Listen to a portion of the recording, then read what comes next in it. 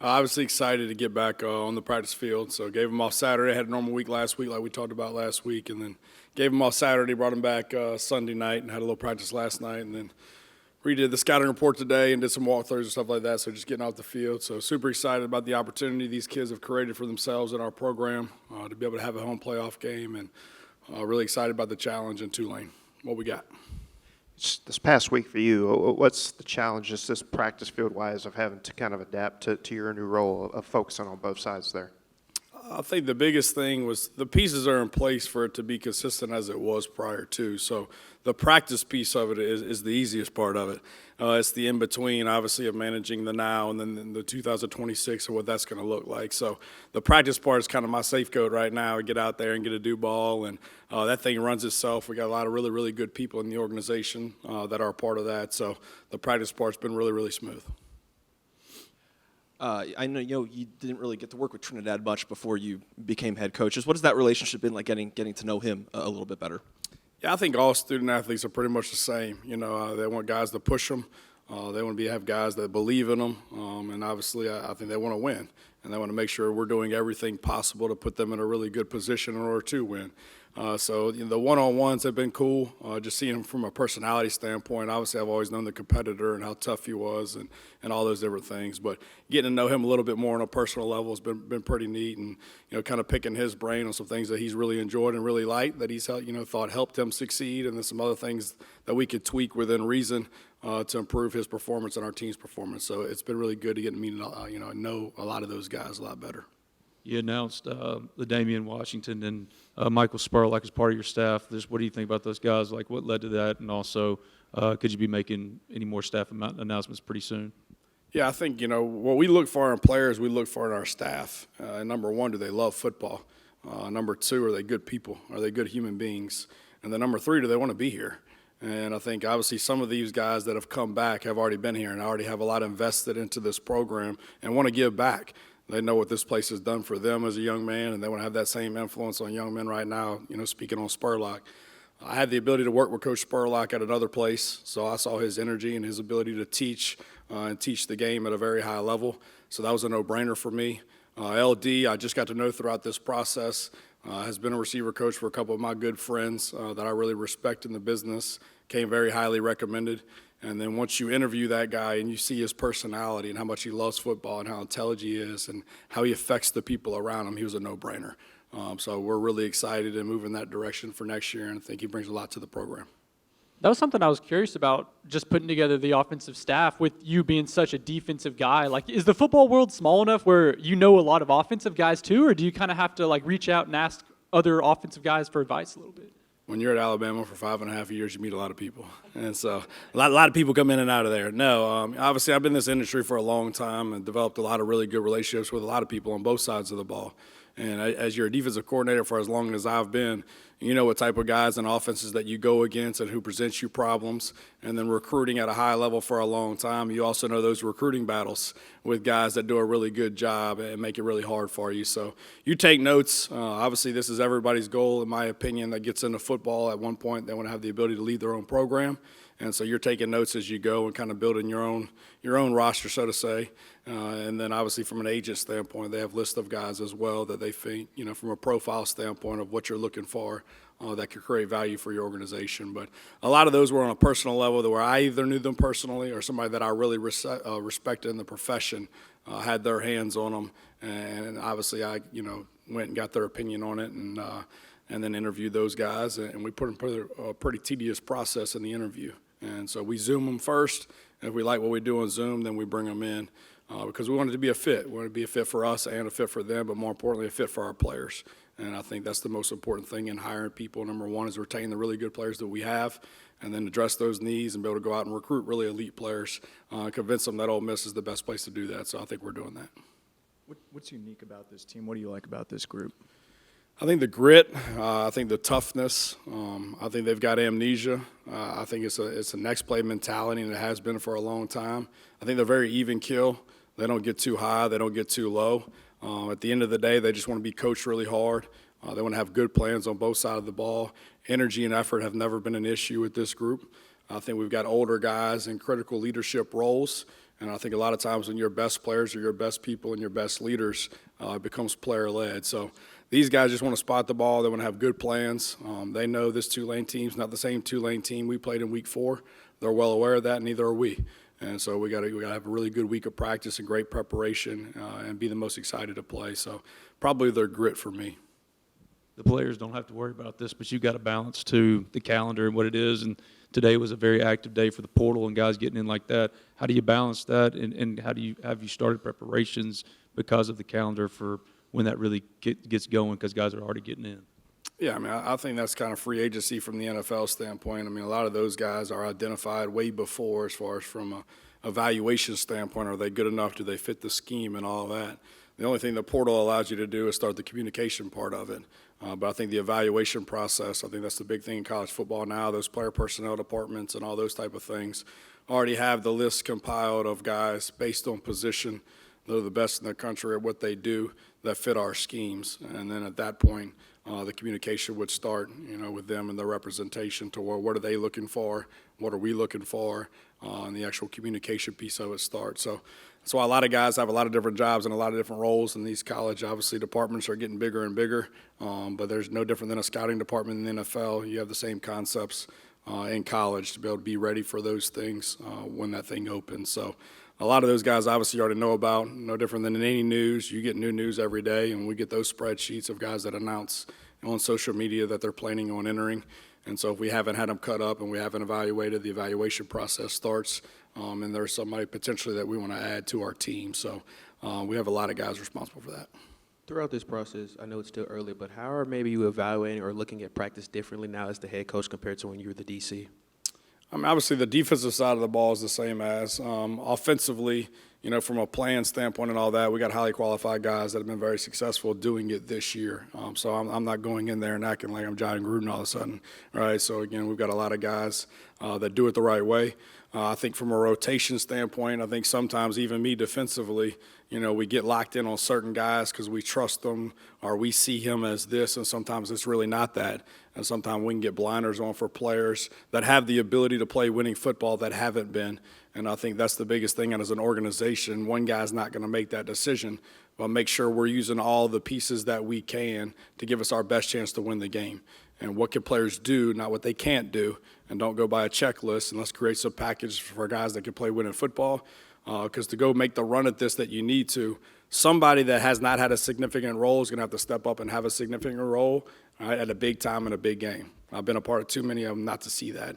So we've got to prepare those guys and start having plans ready for those guys. And if they can play winning football, meaning they can make more plays for us than they do against us, then we need to find a plan for them. They need to play. And so from a rotational standpoint on both sides of the ball, obviously last week gives us the part to evaluate that and make sure we're using all the pieces that we have within this building right now to give us our best chance. So from a rotation standpoint, that's a little different than a scheme standpoint. And then from a defensive standpoint, I know what creates issues for us. All right, so obviously there's some of those things that potentially, hey, have y'all thought about, creating some of these during the game to create problems for the opposing defense that I think could help us as well. So all that goes into play, but those guys have done a great job all year, and I expect them to do a great job this week. Have you had any opportunity to reflect or think about what it's going to be like stepping out there as a head coach for the first time Saturday?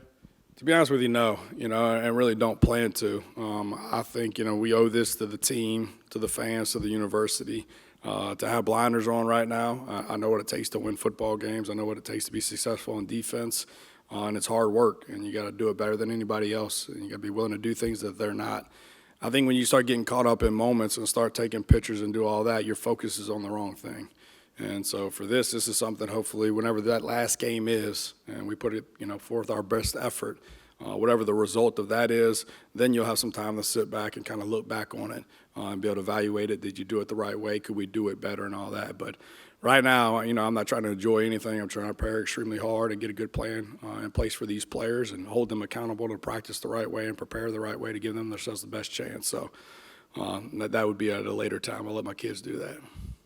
Coach, you prepared for Tulane from a defensive standpoint the first time, and there's been several, obvious games to look at this point. It looks like the offensive line's totally the same, maybe some changes in other areas, but just specifically, your thoughts on their improvement offensively throughout the course of the You know, I've always thought schematically they do a really good job, especially trying to, create ways to run the football, using the quarterback in +1 runs, but formation and motions and shifts and things like that from a number standpoint and creating extra gaps. So I always thought they've done a really good job. That was coming into week 4 as well.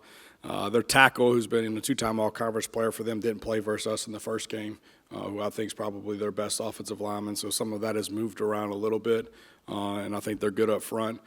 Some of the backs that played against us have kind of taken backup roles since then. They got some other guys that have stepped up that are running the ball really well. And then from a receiver standpoint, I knew a lot of those guys from recruiting, whether I signed a couple of them or one of them at Alabama that transferred over and recruiting some of those other guys. So they're skilled on the perimeter. I think they look a lot more comfortable in the offense. I think that's a lot of the time now. Week 4 when you're bringing first-year players in, obviously you don't have your whole system in yet. They're not fully comfortable with the checks, the adjustments, and the kills and all those things. They're playing at a high level. And I think this is not week 4 Tulane. This is obviously they've won their conference. They beat the ACC champion. They're playing at a high level. They're scoring a lot of points, and they're doing a lot of things really, really well. So, we're going to be locked in. We're going to be focused. Turnovers are going to be a critical piece of this game. We neutralized that last time as far as ball takeaways, but there were 3 critical 4th down stops in that game that kind of swung the momentum of the game. And I think if you look at their 2 losses, it's possessions gained. Their 2 losses, they're -8 in possessions gained. And they do an unbelievable job of taking the football away. They're number 8 in the country. And so, they've created a lot of other possessions throughout the year. And when they've done that, they've consistently won at a high level. And so taking care of the football and offensively, offense is going to be extremely important. But we got to take the ball away on defense. And we got to find ways to get our ball back to the offense with great field position. And so that's going to be a critical component. I think they tackle really, really well. That's something that we're going to have single-digit missed tackles that we were able to do, in the first time that we played them. There's been weeks, throughout the year that we've struggled with that. And obviously when we do, that creates explosive plays. They're going to be hard enough to contest every play anyway, offensively, what they do. So we got to be a really well-tackled team. We got to lock in, communicate, be on the same page, no uncontested plays, and you got to limit the explosives. So whereas these guys, to me, it's the takeaway ratio and the explosive game. We created a lot of them in the first game offensively with some one-on-one matchups. Well aware that they're going to change some things up and protect some guys. So we're going to be able to run the ball effectively on offense to create some of those one-on-ones, and we got to win them. So definitely not the same team. They're playing at a high level, but I don't think we are either. So we got to be ready to roll. Coach, Could you? Oh, go ahead. I was going to say, as far as the offensive scheme going into this game, you got your footprint completely on that offensive side. I wouldn't say my footprint. No, I walk in over there sometimes. No, we're good. We have obviously the retention of bringing JDB back for next year, not even this year, is we have full confidence in the offensive scheme, how we do things and why we do things to create the matchups that we want. So that thing's been running pretty well with the trigger man playing really well. So I'm definitely not trying to screw that up. Coach, could you tell me how that looks a little bit? Because you got coaches that are preparing the team to play, and you got guys that are coming in. Are they like just observing, or are they? Yes, I think obviously anybody from a 2026 piece of this is about retention of your current roster. So being available from a relationship standpoint for your current roster to be able to come in, meet them, talk about them, not from a development aspect, right, or anything like that. But a lot of players want to know who am I going to play for. All right, number one, they want to make sure is there stability in the scheme, and that's not going to change. Number two, do I like the guy's energy and body language and who he is as a man, as he can be able to develop me as a young man. So I think it's really important to get those guys around our players prior to the portal coming open so they have a really good idea of the people that they're going to play for. And then on top of that, I think a big piece of it is evaluating our roster. All right, so let's go ahead and evaluate your position and who's playing winning football, who's not, who needs to improve, and then potentially who needs to be in a replacement at that position to be able to address the portal needs. And then those guys are obviously heavy in the portal from a ranking system and all those type of things to go ahead and evaluate the guys that we're going to try to target once that thing opens. But number one, I was trying to get those guys that fit first in here as soon as possible for retention of our current players so they know the coach is going to be around them. And then number two, obviously, it'd be for a portal reason. But I didn't want to hurry anything. This wasn't anything to go try to hire somebody fast. We wanted to make sure the fit was right first, especially on that side of the ball with JDB coming in and guys that he could trust and that he wanted around him to be able to develop our guys. But number one for me is retention. Back to, talk about having the guys out there that you trust to lead practice, get you through, especially on offense. Joe Judge, Trinidad speaks really highly of him and their relationship. Just what does it mean to have him and to get you through this playoffs and what that offense thinks of him? Yeah, I think he's added tremendous value, since he's been here. And I think whether it's players or coaches, you want guys with experience, right, that have sat in those chairs, that have had to make those decisions. But you want team-first guys, and I think that's Joe. I think, having been the head coach of the Giants, to come in here as an analyst role, right, and to be a backup quarterback coach, I think speaks volumes of who he is. And then on top of it, for his son to be on our team, obviously for the family to be in Oxford, for what this place has already meant to him up to this point, he's fully invested. But it's really nice to be able to have a guy from a leadership standpoint that's been in the role that I'm in right now, to be able to close the door and bring in and ask his opinion and say, hey, how did you do this? Not that you're always going to do it that way, but that you got, a realistic opinion of somebody that's done it. But he's been all in from day one. He's got a good view of it holistically, and very mature about it. He's got good rapport with our players, so I'm glad we got him signed and he's coming back. We spoke to you last week, and you said you were evaluating calling plays from the box or on the field. Do you have any update on that? Say that question again. Where am I calling it from? Yes, sir. Yeah, I'm going to be on the field. And so that's something. My first year here, I was on the field. That's all 5 years at Alabama. When I call it, I was on the field. So, the hardest thing to actually do is to call it from the box, because you're never in a box at practice. So everybody wants to talk about the difference between the box and the field. You're only in the box 12 times a year, so it's getting adjusted to that and then getting removed from your players. So I think the biggest thing, is having a guy up there that can see it the way you do it, right, which we will. But I've had a lot of experience calling it from the sideline, but I'll be on the sideline for the game. You talked about how Tulane has evolved over the season. I was wondering, how useful is the film from September 20th? I think concept-wise, I think it's important of how people are trying to attack you, all right? More importantly, what are they trying to protect and why? And so a lot of those things you're going to come, and it's no different than the NFL. They play everybody twice a year. So you're not completely aborting a game plan from before. Especially this late in the year, people show you who they are, and they've got a foundation of things that have worked. And the last thing that they want to do is reinvent the wheel at this point, and it's not comfortable for their players. Let's put them in this position. Now, are they going to dress it up and create it a different way? Absolutely. But at the core of it, they're going to get back to, hey, this is what they believe in. This is who they are. And those are the bread and butter things that we talk about that you got to take away, understanding that it's going to be presented in a different way. And then obviously, like I talked about before, a lot of things don't come up in a game that you prepare for, that they had put on tape prior to. And then you're looking at the game since then. How many times has this shown up? Has it been successful for them? And then when it's this far removed, a lot of guys are copycat guys, in every sport. So you got to go back, obviously, and self-assess what's created problems for us on both sides of the ball on a consistent basis that they're watching the same tape that they're going to do.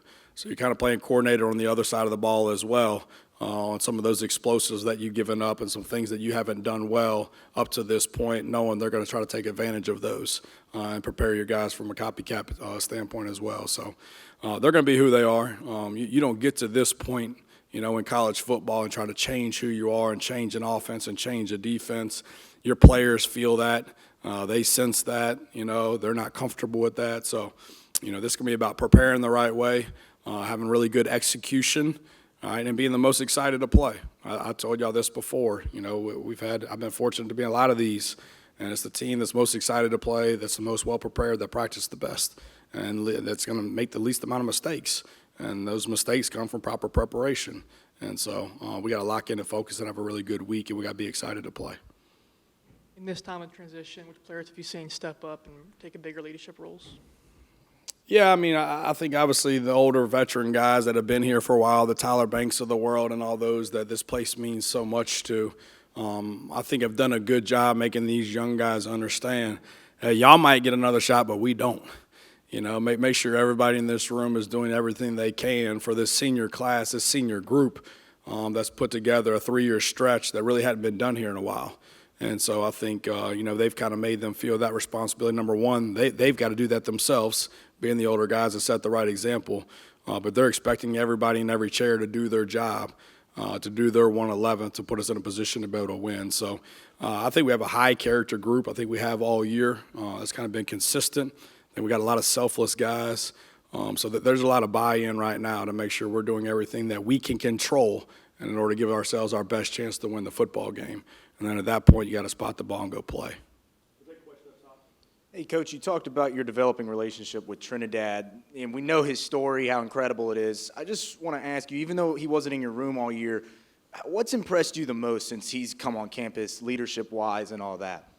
I think kind of when he first got here, I think you're talking about a guy that won a national championship at a different level. That was the player of the year at that level, to come in and be a backup from the jump, right, and how he handled that. And you never heard him, right? I never heard him talking or complaining or anything like that. I just felt like he came in and went to work, accepted the role that where he was at that point, and then just took it to where, hey, I'm the grind, I'm the work, and when my opportunity comes, I'm going to be ready. And I think that's the message for our whole team. And that's what I told him about the Jalen Tua situation, the 2 times at Bama. For me, you know, you got Jalen, who's 18-1 as a starter and a national champion, that I remember the halftime of them talking about pulling him or not, right? And then Tua coming in, the 2nd and 26, and winning the national championship game. And then fast forward to the next SEC championship, Tua started all year, goes out in the 3rd quarter, gets hurt, down 10, right? And then who comes in? Jalen. All right, but it's because that decision that he made when he got pulled, hey, I'm just going to outwork everybody else. I don't control whether I play or not, but I'm going to get another opportunity, and I'm going to be ready when my opportunity comes. And he came back and we won the SEC championship and then went on and competed for a national championship. So that's that mentality. That's that mentality that Trinidad had to me. And I think is an unbelievable example now that of the leader of the team and had a lot of success having that attitude the entire time, I think spreads. And so hopefully all these other guys are doing that exact thing of buying in and preparing like a starter because they don't know when their opportunity is going to come. Well, one of them in here, it will. And whether it's this Saturday, right, or a future game, whenever that is, it's going to happen. And so the worst thing that you could do is have had the wrong mindset and not prepare like you're going to have that opportunity and not be prepared when that opportunity comes because you're going to affect everybody in this room. So I think that was the most thing that I was impressed about from Trinidad was just his work ethic, right, and the leadership ability by not saying anything. I think a lot of guys come in here as a first-year player and they start running their mouth and they haven't earned that respect from the people in the room. And he did it by his work ethic. And when he had the opportunity to come into scrimmages and played at a really high level. This isn't something that like he beat Austin out. Austin got hurt, but when that happened, he was ready to roll. And then at that point, he's like, I'm not going to lose it. So I love that mentality of him. Can you talk about the Ole Miss culture that you're now in charge of growing and developing and what a Pete Golding culture looks like? You know, I think competitive, number one. I think that's not something that's just started. You know, I think that's something that's been around here a long time. At the end of the day, they keep score. You know, and if you keep score, the object's to win the game. Right, and no difference from players that we're trying to recruit. We're trying to recruit players to help win games. Right, you're hiring coaches to try to help win games. Right, and I know that's what we're judged based on, and they've done it at a really high level here consistently over the last couple of years. So I think competition's number one, but I think that comes like, you know, there's got to be some interior motivation. All the exterior factors, in my opinion, of what college football used to use was the NFL. And so you had elite players that wanted to get to NFL because they wanted that payday. Well, they've already got it now, right? So they've got nice cars. They're in nice condos. Shit, some of them live in the country club by me, right? They've already got what you used to have to work hard to, right? They have. And so at the end of the day, if there's not that interior motivation to want to compete and want to be the best player at my position and want to be the best team in the country, to want to leave a legacy, right, for this team that's never been done here before, right, then you're going to fall short. And I think that's what gets lost in the recruiting process when you just go back to the tape and you're watching the tape. Like, does the guy love football or does he love what football could do for them? And so we want a group of guys that love football, that are tough, competitive, that are wired the right way, that just want to spot the ball. And we've talked about that before. So I think we got a really good nucleus of guys like that. And when you have guys like that, it's really easy to weed out the other ones. Because if they don't jump on, they eliminate themselves. But I think that's really important in the recruiting process, and I think we've done a really good job here. Appreciate it.